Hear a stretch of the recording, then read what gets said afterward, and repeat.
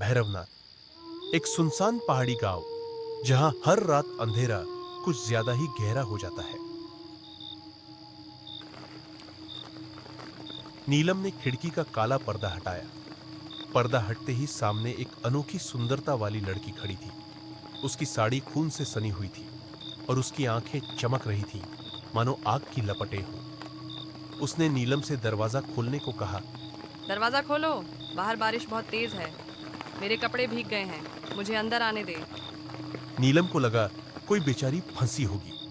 वो जैसे ही दरवाजे से बाहर आई, बाहर खड़ी औरत का चेहरा भयानक हो गया था। उसने नीलम पर हमला कर दिया और उसे घसीटते हुए जंगल में लेकर चली गई। उस दिन से नीलम किसी को नहीं दिखी। भैरवनाथ का रहस्य हर रात 8 बजे जाग उठता है।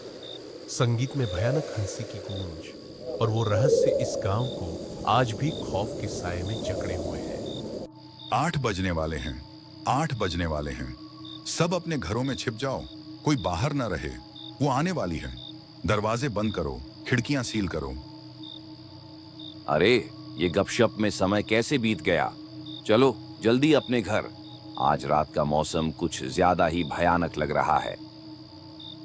हाँ, आसमान में काले बादल, जैसे कोई शैतानी ताकत जाग रही हो।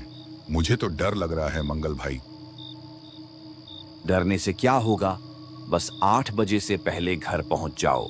मैं दुकान बंद करके निकलता हूं, तुम लोग भी भागो। पान की दुकान का शोर घरों की बंद खिड़कियों में बदल गया।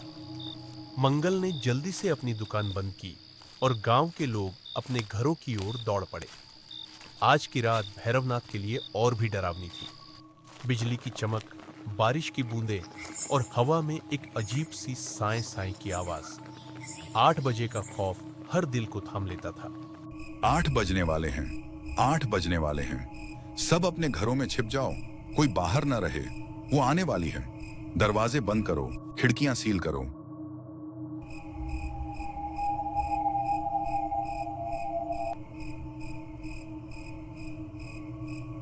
रघु, सब लोग अपने घरों में चले गए ना? कोई बाहर तो नहीं बचा? जी मुखिया जी, सब चले गए। बस एक लड़की बाहर दिखी।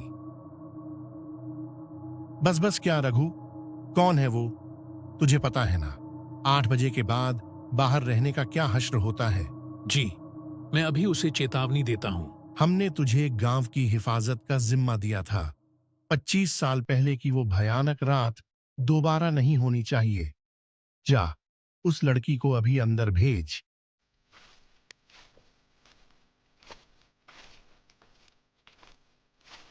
रघु लड़की से बात करता है। ओए लड़की, तू यहाँ क्या कर रही है? नहीं जानती 8 बजने वाले हैं, जल्दी घर जा, वरना। हाँ, मैं जा रही हूँ। जंगल से लौटने में देर हो गई। बारिश की बूंदें खून की तरह गिर रही थी। बिजली की चमक में पेड़ों की छाएं नाच रही थी। भैरवनाथ का वो भूतिया रहस्य जो हर बरसाती रात में और खौफनाक हो जाता था, आज फिर जागने वाला था। अपने घरों में छिप जाओ, कोई बाहर ना रहे। नानी जी, ये सब क्या माजरा है? हर कोई इतना खौफजदा क्यों है? 8 बजे के बाद क्या होता है? बेटा, पहले सारी खिड़कियां और दरवाजे चेक कर। पर्दे खींच दे। वो आ रही होगी और उसकी आंखें, वो सब कुछ देख लेती हैं। कौन वो? और पर्दे क्यों? दरवाजे तो बंद है ना? बेटा, अगर उसकी नजर पड़ गई तो तेरा वजूद मिट जाएगा। जल्दी पर्दे बंद कर। अर्जुन पर्दे बंद करता है, डर और जिज्ञासा से भरा हुआ।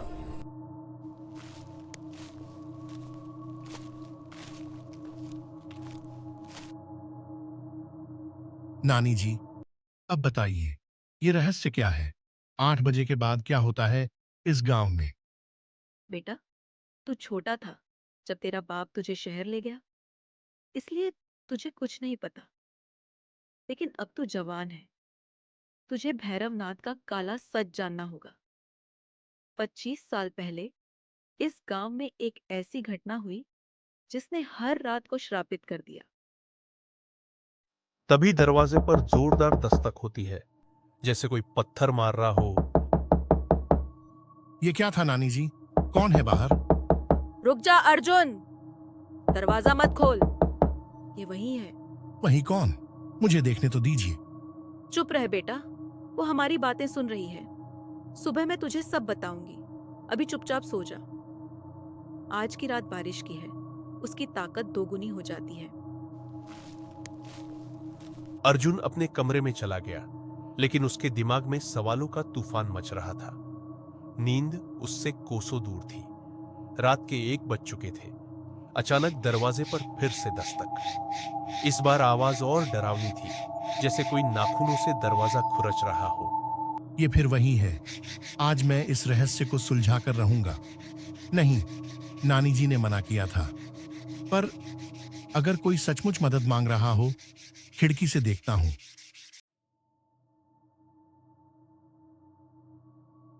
अर्जुन खिड़की का पर्दा हटाता है।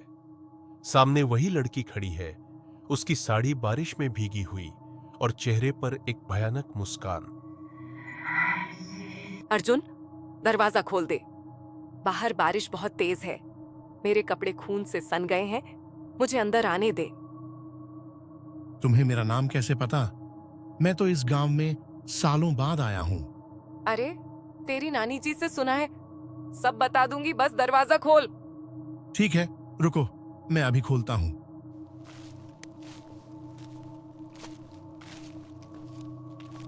अर्जुन, रुक जा। दरवाजा मत खोल। ये कोई लड़की नहीं, ये वो चुड़ैल है। चुड़ैल? नानी जी, ये तो बेचारी भीग रही है। तुझे कुछ नहीं पता अर्जुन। मेरे साथ कमरे में चल। इसका भरोसा मत कर, ये भूत या छलावा है। नानी जी, ये सब क्या है? मुझे सच बताइए। बेटा, 25 साल पहले इस गांव में एक औरत थी, कालिका। वो जंगल की जड़ी बूटियों से बीमारों का इलाज करती थी, लेकिन गांव वालों ने उस पर टोने टोटके का इल्जाम लगाया। एक बरसाती रात ठीक 8 बजे उसे जंगल के बीच एक पेड़ से बांधकर जला दिया गया। जलते वक्त उसने चीख कर कहा, मैं हर रात 8 बजे लौटूंगी, तुम सबको खत्म कर दूंगी। ये सब बकवास है नानी जी। भूत प्रेत तो कहानियों में होते हैं, और अगर वो चुड़ैल है तो घर के अंदर क्यों नहीं आती? ये देख, ये यंत्र गांव के हर घर में ये है। एक सिद्ध बाबा ने इसे बनाया था। जब तक ये यंत्र घर में है, वो अंदर नहीं घुस सकती। अर्जुन को यकीन नहीं हुआ। उसे लगा कि ये सब पुरानी दकियानूसी बातें हैं। उसने ठान लिया कि अगली रात वो इस रहस्य का पर्दाफाश करेगा।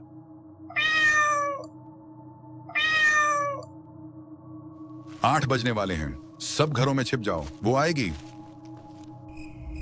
आज मैं इस अंधविश्वास को तोड़ दूंगा। नानी जी सोने जाती है। अर्जुन सोने का नाटक करता है। रात 11 बजे फिर से दरवाजे पर खुरचने की आवाज। आज मैं देखूंगा कौन है ये। वो दरवाजा खोलता है। सामने वही लड़की, उसकी आंखें लाल और चेहरा भयानक। अर्जुन, मुझे अंदर आने दे। बारिश में मेरे कपड़े खून से सन गए। नहीं, तुम अंदर नहीं आ सकती। बाहर आकर छाता ले लो। ठीक है, तू बाहर आ जा। अर्जुन छाता लेकर बाहर निकलता है। अचानक लड़की की हंसी राक्षसी हो जाती है और वो हवा में तैरने लगती है। तू बाहर आ गया अर्जुन। अब तू मेरा है। मैं तुझे अपने साथ ले जाऊंगी।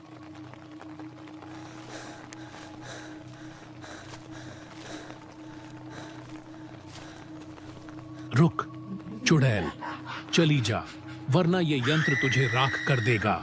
वो यंत्र दिखाता है। जिससे लड़की चीखती हुई गायब हो जाती है। हवा में खून की बूंदें बिखर जाती है। ये क्या था? ये कालिका की आत्मा थी। ये यंत्र उससे बचाता है। बेटा, बड़ों की बात मान लिया कर।